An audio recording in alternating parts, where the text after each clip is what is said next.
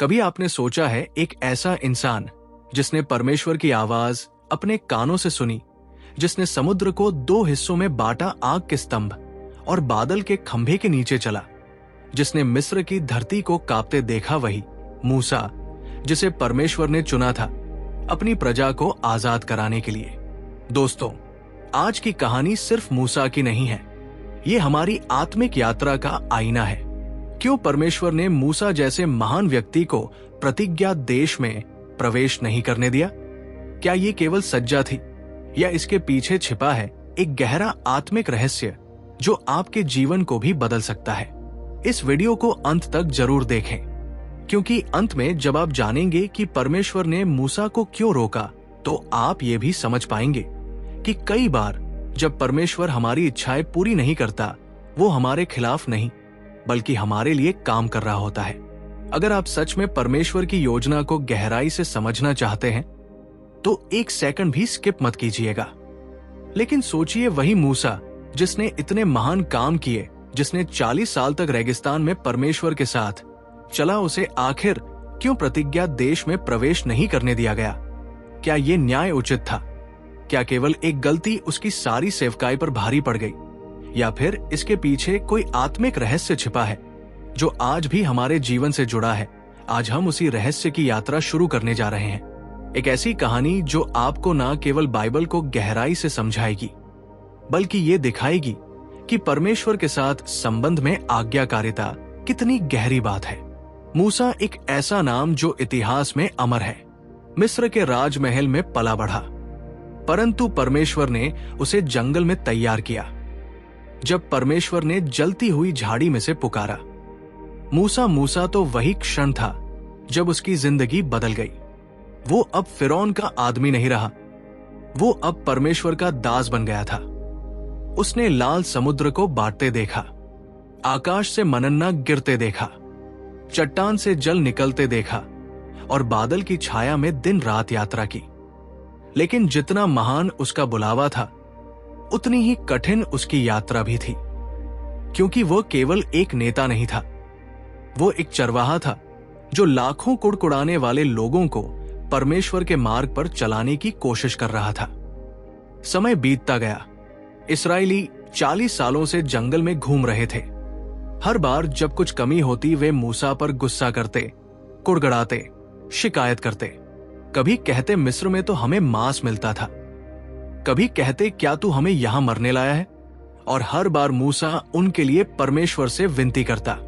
वो कहता है, प्रभु इन्हें क्षमा कर दे, तेरे नाम की महिमा बनी रहे। परंतु इस बार कुछ अलग था। इस बार मामला गंभीर था।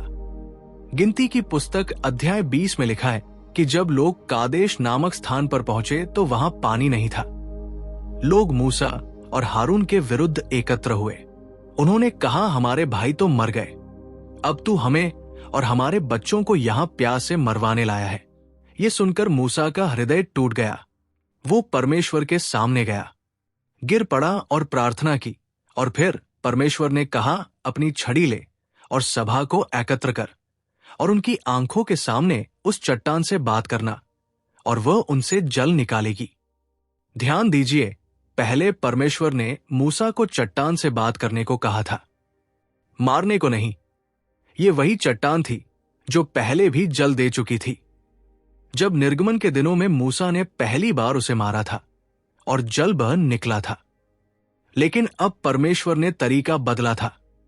अब उसे केवल बोलना था। मूसा ने अपनी छड़ी ली। वो इस्राएल की भीड़ के सामने खड़ा हुआ। लाखों लोगों की आवाजें हवा में गूंज रही थी, हमें पानी दे, हमें पानी दे। मूसा के भीतर वर्षों की थकान थी। लोगों की नफरत, उनकी शिकायतें, उनका अकृतज हृदय, वो अब टूट चुका था।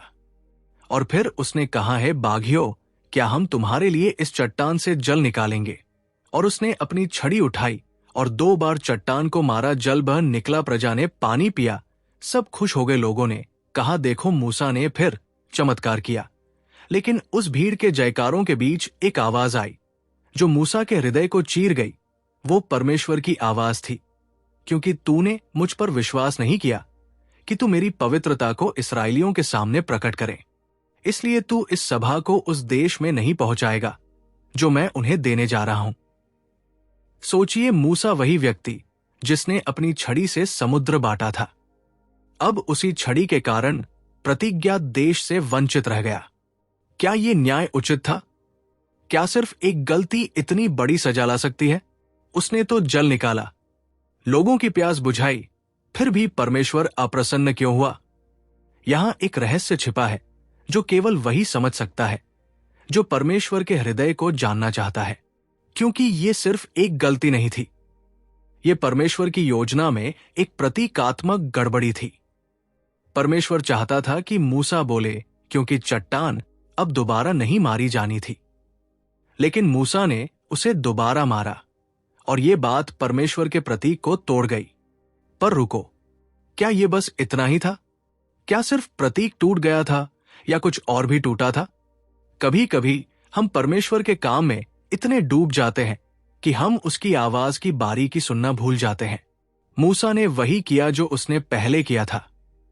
पहले जब उसने चट्टान मारी थी, जल निकला था, तो इस बार भी उसने वही तरीका अपनाया।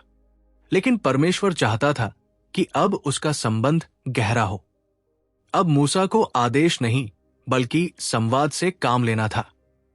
पहले मारा गया चट्टान मसीह का प्रतीक थी, जो हमारे पापों के लिए एक बार मारा गया। अब दोबारा मारना उस बलिदान को दोहराने जैसा था जो कभी दोहराया नहीं जा सकता। परमेश्वर ने मूसा से कहा, तूने मुझ पर विश्वास नहीं किया।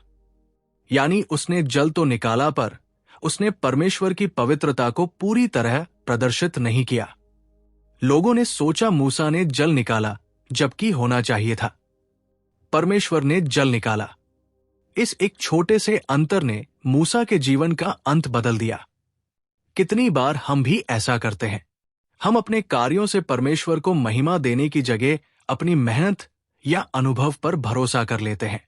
परमेश्वर कहता है, मैं अपनी महिमा किसी और को नहीं दूंगा। मूसा का अपराध केवल अवज्ञा नहीं था, वो परमेश्वर की महिमा के प्रदर्शन में असफल हुआ, और इसलिए परमेश्वर ने कहा, तू उस देश को देखेगा पर उसमें प्रवेश नहीं करेगा।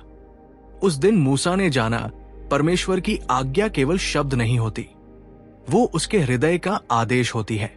एक छोटी सी बात भी अगर परमेश्वर ने कहा है तो वो छोटी नहीं होती, क्योंकि परमेश्वर के लिए आज्ञाकारिता ही सच्ची उपासना है।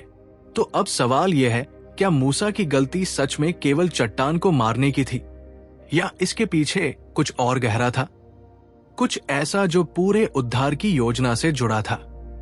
क्या मूसा की ये गलती मसीह की आने वाली योजना का कोई संकेत थी? और क्या इस गलती के बावजूद परमेश्वर ने मूसा को क्षमा किया? इसका जवाब हम आगे देखने जा रहे हैं। याद रखिए, मूसा परमेश्वर का चुना हुआ दास था, और परमेश्वर अपने सेवकों को सजा देने के लिए नहीं, उन्हें सिखाने के लिए अनुशासन देता है। सवाल यह है, क्या सिर्फ एक क्षणिक गुस्सा इतना बड़ा परिणाम ला सकता है? क्या परमेश्वर का न्याय इतना कठोर है, या फिर इसके पीछे कोई गहरा आत्मिक अर्थ छिपा है? आइए आज उस रहस्य के करीब चलते हैं। मूसा को हम सब जानते हैं, वो केवल एक नेता नहीं था, वो परमेश्वर का मित्र था। बाइबल कहती है, यहोवा मूसा से आमने सामने बातें करता था, जैसे कोई मनुष्य अपने मित्र से करता है। निर्गमन अध्याय 33 वचन 11 सोचिए, जिस व्यक्ति को परमेश्वर ने अपनी महिमा दिखाई, जिसे सीने पर्वत पर अपनी उंगली से लिखी हुई व्यवस्था दी, जिसने परमेश्वर की उपस्थिति में 40 दिन तक बिना भोजन पानी के बिताए, वही व्यक्ति प्रतिज्ञा देश में क्यों नहीं जा सका? इसका उत्तर केवल एक शब्द में छिपा है, विश्वास। परमेश्वर ने मूसा से कहा था, क्योंकि तूने मुझ पर विश्वास नहीं किया कि मेरी पवित्रता को इस्राएलियों के सामने प्रकट करें। गिनती अध्याय 20 वचन 12, मतलब मूसा ने केवल आज्ञा तोड़ी नहीं, उसने उस क्षण में विश्वास खो दिया। वो 40 वर्षों तक चमत्कारों में चलता रहा, हर कदम पर परमेश्वर के वचन से प्रेरित रहा, पर इस बार उसका ध्यान परमेश्वर से हट गया और लोगों की ओर चला गया। सोचिए, जब चारों ओर लाखों लोग चिल्ला रहे हो, आपसे सवाल कर रहे हो, आपका मजाक उड़ा रहे हो, और आपको फिर भी परमेश्वर की आवाज पर भरोसा रखना हो, ये आसान नहीं होता। मूसा का गुस्सा समझा जा सकता है, उसकी थकान महसूस की जा सकती है, लेकिन परमेश्वर का मानदंड इंसानी नहीं होता। वो चाहता है कि उसका दास हर परिस्थिति में उसकी पवित्रता को दिखाए। कल्पना कीजिए, वो दिन बहुत गर्म था। रेगिस्तान की हवा जलती हुई सांस जैसी थी। लोगों की भीड़ मूसा और हारून के चारों ओर थी। हर कोई गुस्से में था। हमारे बच्चे प्यास से मर रहे हैं, तू हमें यहां क्यों लाया? मूसा उस भीड़ के बीच खड़ा था जिसे वो वर्षों से झेलता आ रहा था, और अब उसका धैर्य टूट गया। वो अंदर से थक चुका था। उसका मन भारी था और उसकी आत्मा बिखर गई थी। वो चट्टान के सामने पहुंचा, पर उसके भीतर परमेश्वर की शांति नहीं बल्कि लोगों का गुस्सा था। परमेश्वर ने कहा था बोल, लेकिन मूसा ने मारा। यह सिर्फ एक कार्य नहीं था, ये एक आत्मिक अंतर था। परमेश्वर चाहता था कि मूसा दिखाए कि अब संबंध बल से नहीं बातचीत से है। पहली बार जब जल निकला था, वो मसीह के क्रूस का प्रतीक था, जहां मसीह मारा गया था हमारे पापों के लिए। पर दूसरी बार अब मसीह को दोबारा मारने की जरूरत नहीं थी। अब बस बोलना था, क्योंकि उद्धार का काम पूरा हो चुका था। मूसा ने अनजाने में उस आत्मिक प्रतीक को बिगाड़ दिया जो परमेश्वर स्थापित कर रहा था। बाइबल में कुरिन्थियों अध्याय 10 वचन 4 कहता है, और वो चट्टान जो उनके पीछे चलती थी वो मसीह थी। इसलिए जब मूसा ने उस चट्टान को दोबारा मारा तो ये मानो ऐसा था जैसे मसीह को फिर से मारा गया हो, जबकि वो एक बार सदा के लिए मारा गया था। यही कारण था कि परमेश्वर ने कहा, तूने मेरी पवित्रता को प्रकट नहीं किया। कभी कभी परमेश्वर हमें एक नए स्तर पर ले जाना चाहता है, जहां हम केवल आज्ञा मानने से आगे बढ़कर उसके हृदय को समझें। पहली बार मूसा को कहा गया था, मार, अब कहां गया बोल। मतलब पहले परमेश्वर ने दिखाया कि शक्ति से चमत्कार होता है। अब वो दिखाना चाहता था कि संबंध से जीवन बहता है। पर मूसा पुराने तरीके में फंस गया और वही उसकी परीक्षा थी। क्या वो अब भी उसी पुराने अनुभव पर चलेगा या नए आदेश पर? परमेश्वर के राज्य में पुराना अनुभव नई आज्ञा का स्थान नहीं ले सकता। मूसा ने जो पहले किया था वो तब सही था, लेकिन अब परमेश्वर कुछ नया कर रहा था। वो चाहता था कि लोग देख सके। अब बात शक्ति की नहीं, विश्वास की है, क्योंकि हर नया स्तर एक नई परीक्षा लेकर आता है। मूसा की गलती हमें एक बड़ी आत्मिक सच्चाई सिखाती है। कभी कभी हम परमेश्वर के काम में इतने अनुभवी हो जाते हैं कि हम सुनना छोड़ देते हैं। हम सोचते हैं, मैं जानता हूं क्या करना है, लेकिन परमेश्वर हर बार वही रास्ता नहीं दिखाता। वो हर बार हमें सुनना सिखाता है, और यही जगह थी जहां मूसा गिरा। वो सुनने में धीमा पड़ गया। उस क्षण परमेश्वर का हृदय टूटा। मूसा उसका प्यारा दास था, लेकिन न्याय ही रहता है। परमेश्वर ने कहा, क्योंकि तूने मेरी पवित्रता नहीं दिखाई। मतलब जब लोग देख रहे थे, तूने ऐसा आभास दिया मानो तू और हारून मिलकर जल निकाल रहे हो। क्या हम तुम्हारे लिए जल निकाले? ये वाक्य मूसा के मुंह से निकला, परमेश्वर के हृदय में उतर गया, क्योंकि ये हम नहीं था, ये मैं होना चाहिए था। यहोवा ही जल निकालता है। जब मूसा ने कहा, क्या हम जल निकाले, उसने अनजाने में उस महिमा को बांट लिया जो केवल परमेश्वर की थी। परमेश्वर अपनी महिमा किसी से साझा नहीं करता। वो चाहता है कि उसकी प्रजा जाने। हर आशीष उसी से आती है। कितनी बार हम भी वही करते हैं। जब हमारी प्रार्थना से कुछ होता है, हम सोचते हैं हमने किया। जब हमारी सेवा में लोग छुए जाते हैं, हम सोचते हैं मेरे शब्दों में ताकत है। लेकिन परमेश्वर चाहता है कि हर बार लोग कहें परमेश्वर ने किया। मूसा की कहानी हमें सिखाती है कि चमत्कार करने से बड़ा काम है परमेश्वर को महिमा देना। उस दिन मूसा ने जाना कि एक पल का गुस्सा पूरी उम्र की मेहनत को बदल सकता है। लेकिन ध्यान दीजिए, परमेश्वर ने उसे त्यागा नहीं। उसने कहा, तू उस देश को देखेगा पर उसमें प्रवेश नहीं करेगा। मतलब परमेश्वर ने दंड दिया पर प्रेम भी रखा। उसने मूसा से दूरी नहीं बनाई, बल्कि उसे आगे के वर्षों में अपनी उपस्थिति में बनाए रखा। इसके बाद भी मूसा ने इजराइल को नेतृत्व दिया, व्यवस्था सिखाई और उन्हें प्रतिज्ञा की सीमा तक पहुंचाया। उसने किसी पल परमेश्वर से मुंह नहीं मोड़ा। वो जानता था परमेश्वर न्याय भी है और दयालु भी। यहां से मूसा का जीवन एक आत्मिक चरित्र की ओर बढ़ता है। वो अब केवल नेता नहीं रहा, वो एक उदाहरण बन गया। मूसा की गलती के बाद हारून और मीरियम दोनों की मृत्यु होती है और मूसा जानता है अब उसका समय भी पास है। लेकिन देखो परमेश्वर की महिमा, उसने मूसा को गिरते हुए नहीं छोड़ा, बल्कि उसे अपनी महिमा देखने दी। सीने पर्वत पर जो मूसा ने देखा था वो अब समझ में आने लगा। परमेश्वर की योजना केवल धरती पर नहीं थी, वो अनंत के लिए थी। मूसा ने समझा कि परमेश्वर का न्याय केवल सज्जा नहीं है, वो शुद्धिकरण है। कभी कभी परमेश्वर हमें किसी चीज से रोकता है क्योंकि वो हमें किसी बड़ी चीज के लिए तैयार कर रहा होता है। प्रतिज्ञा देश मूसा का लक्ष्य था, लेकिन परमेश्वर का लक्ष्य उससे बड़ा था, स्वर्गीय प्रतिज्ञा। कई बार हमें लगता है मैंने इतना कुछ किया फिर भी परमेश्वर ने मेरा सपना पूरा नहीं किया। पर मूसा की कहानी कहती है शायद परमेश्वर तुम्हें किसी बड़े सपने के लिए रोक रहा है, क्योंकि परमेश्वर के लिए तुम्हारी मंजिल से ज्यादा महत्वपूर्ण है तुम्हारा विश्वास।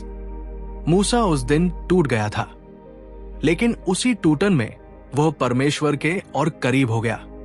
उसकी असफलता में भी एक शिक्षा थी कि परमेश्वर के दास को केवल चमत्कार नहीं बल्कि आज्ञाकारिता दिखानी है।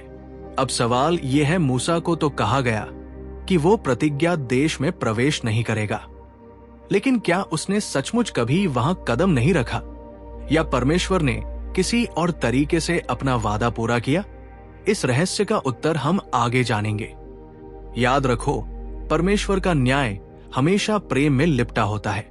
जब वो हमें अनुशासन देता है तो हमें गिराने नहीं बल्कि ऊंचा उठाने के लिए देता है। मूसा की कहानी हमें सिखाती है कि विश्वास की सबसे बड़ी परीक्षा तब होती है जब हम थके होते हैं, लेकिन वही समय होता है जब परमेश्वर कहता है मैं तेरे साथ हूं। दोस्तों, कहानी यही खत्म नहीं होती। जो अब आगे आप सुनने जा रहे हैं वो बाइबल के सबसे अद्भुत रहस्यों में से एक है, क्योंकि मूसा की असली मंजिल धरती नहीं थी, वो तो स्वर्ग था। अगर आप ये जानना चाहते हैं कि कैसे परमेश्वर ने मूसा को मृत्यु के बाद भी सम्मान दिया, तो इस वीडियो को अंत तक जरूर देखिए, क्योंकि जो सच्चाई आप आखिर में जानेंगे वो आपके विश्वास को नया जीवन दे देगी। अब मूसा ने वो पर्वत की ओर चढ़ रहा था। उसके कदम भारी थे, लेकिन दिल में शांति थी। उसे पता था ये उसकी आखिरी यात्रा है, पर यह यात्रा किसी हार की नहीं बल्कि एक पूर्णता की यात्रा थी। जैसे जैसे वो ऊपर चढ़ रहा था वो नीचे अपने लोगों की ओर देखता, वही लोग जिनके साथ उसने 40 साल बिताए थे, जिन्हें मिस्र की दास्ता से छुड़ाकर आजादी दिलाई थी, जिन्हें उसने परमेश्वर के आदेश दिए थे और जिनके लिए उसने अनगिनत बार प्रार्थना की थी। मूसा थक गया था, लेकिन उसका चेहरा तेज से चमक रहा था, क्योंकि उसके अंदर अब कोई डर नहीं था। वो जानता था उसकी यात्रा का उद्देश्य पूरा हो चुका है। फिर परमेश्वर ने मूसा से कहा, ऊपर चढ़ जा नेबो पर्वत पर और उस देश को देख जिसे मैंने अब्राहम, इसहाक और याकूब से वादा किया था। मैं इसे तेरी आंखों को दिखाऊंगा, पर तू उसमें प्रवेश नहीं करेगा। व्यवस्था विवरण अध्याय 34 वचन 1 से 4। मूसा की आंखें नम हो गई। उसने उत्तर, दक्षिण, पूर्व और पश्चिम की ओर देखा। वो सब जगह देखता गया, हरे भरे मैदान, पहाड़ों की चोटियां, चमकती नदियां और दूर तक फैली भूमि। वो सब कुछ जिसे उसने केवल विश्वास से देखा था आज उसकी आंखों के सामने था। एक पल के लिए कल्पना कीजिए, वो पल जब मूसा चुपचाप खड़ा था और केवल हवा की सरसराहट सुनाई दे रही थी। वो भूमि देख रहा था जहां उसके लोग बसने वाले थे। वो जानता था वो स्वयं उसमें प्रवेश नहीं करेगा, पर उसका काम पूरा हो गया है। उसने उस भूमि को देखा और मुस्कुराया। बाइबल बताती है, फिर यहोवा का दास मूसा वही मोआब देश में मर गया जैसा यहोवा ने कहा था, और उसने उसे मोआब देश में एक घाटी में दफनाया। पर आज तक कोई नहीं जानता कि उसका कब्र कहाँ है। व्यवस्था विवरण अध्याय 34 वचन 5 से 6 ये कितना रहस्यमय है। मूसा जैसा महान नेता और उसकी कब्र किसी को नहीं पता, क्योंकि परमेश्वर स्वयं उसका अंतिम संस्कार करता है। सोचिए, परमेश्वर ने अपने दास को कितनी अद्भुत इज्जत दी। कितना पवित्र क्षण होगा वो जब परमेश्वर स्वयं झुका और अपने मित्र मूसा को विश्राम दिया। यूदा की पुस्तक में एक अद्भुत बात मिलती है। वहां लिखा है कि महादूत मिखाएल मूसा के शरीर के विषय में विवाद करता है। यह दर्शाता है कि मूसा का जीवन केवल धरती पर नहीं बल्कि आत्मिक दुनिया में भी विशेष था। और फिर हम नए नियम में देखते हैं, यीशु के रूपांतर के समय मूसा एलिया के साथ दिखाई देता है। मत्ती अध्याय 17 वचन 3 क्या आप देख रहे हैं? मूसा जिसे परमेश्वर ने प्रतिज्ञा देश में प्रवेश नहीं दिया था, वही मूसा अब युगों बाद महिमा में यीशु के साथ वही भूमि पर खड़ा है। उसने न केवल प्रतिज्ञा देश देखा बल्कि स्वर्गीय प्रतिज्ञा में प्रवेश किया। अब प्रश्न ये नहीं कि क्यों परमेश्वर ने मूसा को रोका, बल्कि ये है क्यों परमेश्वर ने उसे एक महान आत्मिक सच्चाई सिखाई। जब मूसा ने उस चट्टान पर 2 बार मारा, उसने मसीह का प्रतीक तोड़ा था, क्योंकि वह चट्टान मसीह का प्रतीक थी और मसीह को दोबारा नहीं मारा जा सकता। उस चट्टान से पानी बहना परमेश्वर की अनुग्रह और जीवित जल का प्रतीक था। लेकिन जब मूसा ने उस चट्टान को क्रोध में मारा तो उसने परमेश्वर की पवित्रता को लोगों के सामने कम दिखाया। इसलिए परमेश्वर ने कहा, तू मेरे नाम को लोगों के सामने पवित्र नहीं ठहराया, इसलिए तू इस सभा को उस देश में नहीं पहुंचाएगा। गिनती अध्याय 20 वचन 12 ये कठोर लगता है, पर इसके पीछे गहरी आत्मिक सच्चाई है। परमेश्वर चाहता है कि उसके सेवक केवल उसकी आज्ञा से चले, भावनाओं से नहीं। मूसा की कहानी सिर्फ एक इतिहास नहीं है, ये हमारे जीवन का आईना है। हम भी कई बार परमेश्वर की इच्छा जानते हैं, पर अपनी भावनाओं, गुस्से या डर से निर्णय ले लेते हैं। पर परमेश्वर हमसे चाहता है कि हम उसकी आवाज पर भरोसा करें, चाहे परिस्थिति कैसी भी क्यों ना हो। मूसा ने एक गलती की, लेकिन उसका जीवन परमेश्वर के प्रेम और विश्वास योग्यता का जीवन प्रमाण रहा। बाइबल कहती है, फिर कभी ऐसा नबी नहीं हुआ जो मूसा के समान हो, जिससे यहोवा आमने सामने बात करता था। व्यवस्था विवरण अध्याय 34 वचन 10 वह क्या गवाही है ये। परमेश्वर ने उसे अस्वीकार नहीं किया, बस उसकी भूमिका को वही पूरा कर दिया।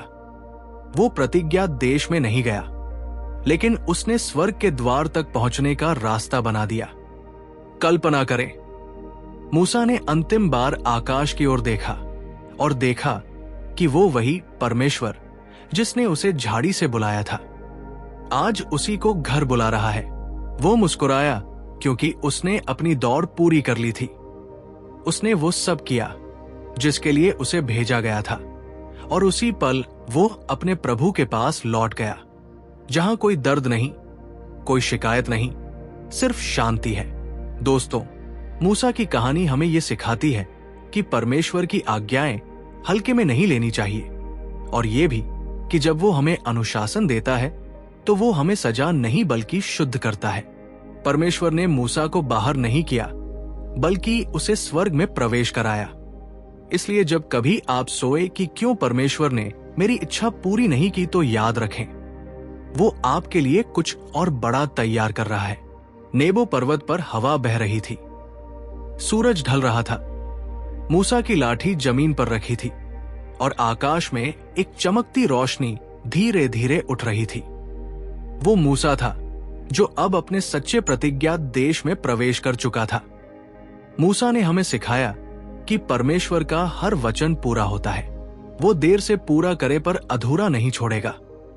परमेश्वर के मार्ग में चलना हमेशा आसान नहीं होता, पर हर कदम स्वर्ग की ओर जाता है। और एक दिन जब हम अपनी यात्रा पूरी करेंगे तो हम भी उसी आवाज को सुनेंगे, अच्छे और विश्वास योग्य दास तू अपने प्रभु के आनंद में प्रवेश कर। अगर आपने यहां तक देखा है तो यकीन मानिए, परमेश्वर आज आपसे भी कुछ कहना चाहता है। इस कहानी का रहस्य अब खुलने वाला है। और जब आप इसे सुनेंगे तो शायद आपके जीवन के बहुत से सवालों के जवाब खुद ब खुद मिल जाएंगे। इसलिए अभी रुकिए मत, क्योंकि मूसा की यात्रा का अंत ही असल में हमारी आत्मिक यात्रा की शुरुआत है। धन्यवाद। अगर इस कहानी ने आपके हृदय को छुआ तो इसे शेयर करें, क्योंकि कोई और भी है जो जानना चाहता है कि परमेश्वर की योजनाएं हमेशा परिपूर्ण होती है।